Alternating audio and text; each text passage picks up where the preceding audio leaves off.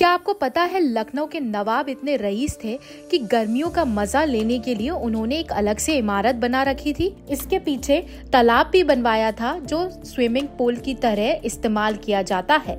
हम बात कर रहे हैं नवाबों के शहर लखनऊ में बनी पिक्चर गैलरी की, जो कि घंटा घर के पास स्थित है। इस पिक्चर गैलरी को अवध के 9वें शासक नवाब मोहम्मद अली शाह ने बनाया था। इसे लखनऊ की शाही इमारत भी कहते हैं। इस इमारत की खासियत ये है कि नवाबों के वक्त में पहली बार इस इमारत में लोहे का इस्तेमाल किया गया था।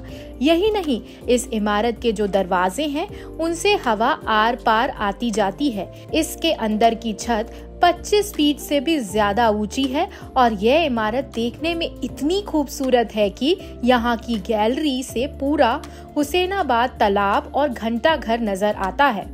देश के जाने माने इतिहासकार डॉक्टर रवि भट्ट ने बताया कि नवाब मोहम्मद अली शाह ने इसे 1837 से लेकर 1829 के बीच में बनवाया था। हुसैनाबाद का तालाब भी इस बीच बनाया गया था। इस इमारत में पहली बार लोहे का इस्तेमाल किया गया है। अमूमन नवाबों के वक्त में इमारत को बनाने के लिए लखोरी ईंटे का साथ चने की दाल, गोंद और उड़द की दाल के साथ ही तमाम तरह के मसालों का इस्तेमाल करके इमारत को बनाया जाता था, जिसका उदाहरण आज भी बड़ा इमाम बाड़ा से लेकर तमाम लखनऊ की इमारतें हैं। देखिए, ये जो अवध के जो 9वें शासक थे उनका नाम था मोहम्मद अली शाह।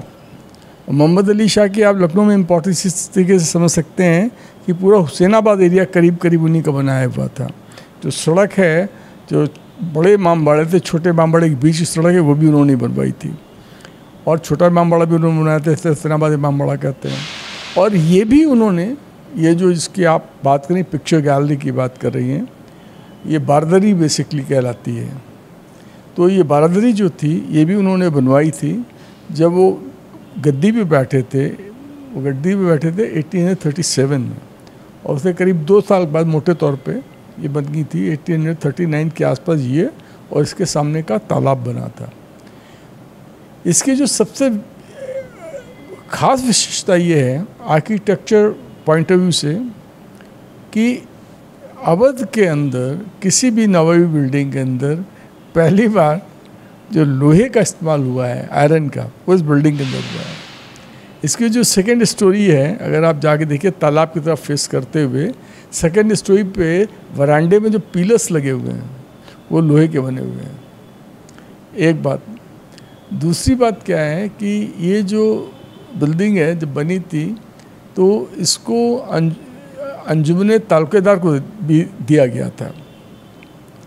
जिसे इसके सामने जो तालाब बना हुआ है वो तालाब भी इससे करीब उसी के आसपास बना था। और इस तालाब के एक कोने पे मस्जिद है, एक कोने पे हमाम है, ठीक है।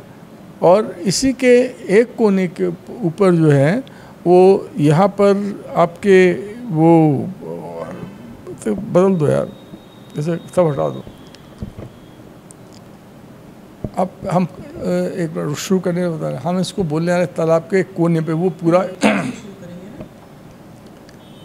इस तालाब के जो इसके सामने है उसके एक कोने पे मस्जिद थी, एक कोने में हमाम था, हमाम आप समझती हैं बात करने की जगह, और एक जगह पर सराय थी जिसे इन कहते हैं, वो थी।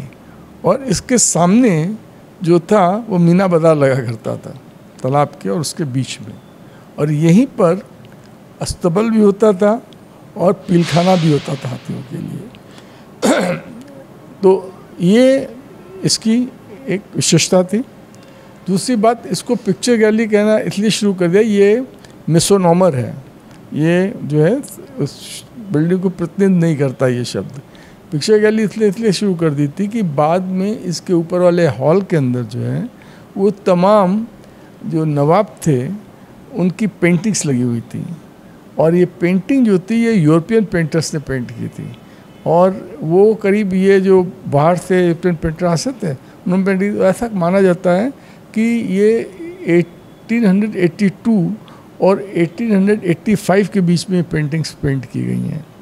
और उसके अंदर यूरोपियन पेंटर के अलावा एक DS सिंह भी है, उन्होंने भी उसकी उनकी पेंटिंग इसके अंदर यहाँ पर है। तो ये इसकी विशेषता है।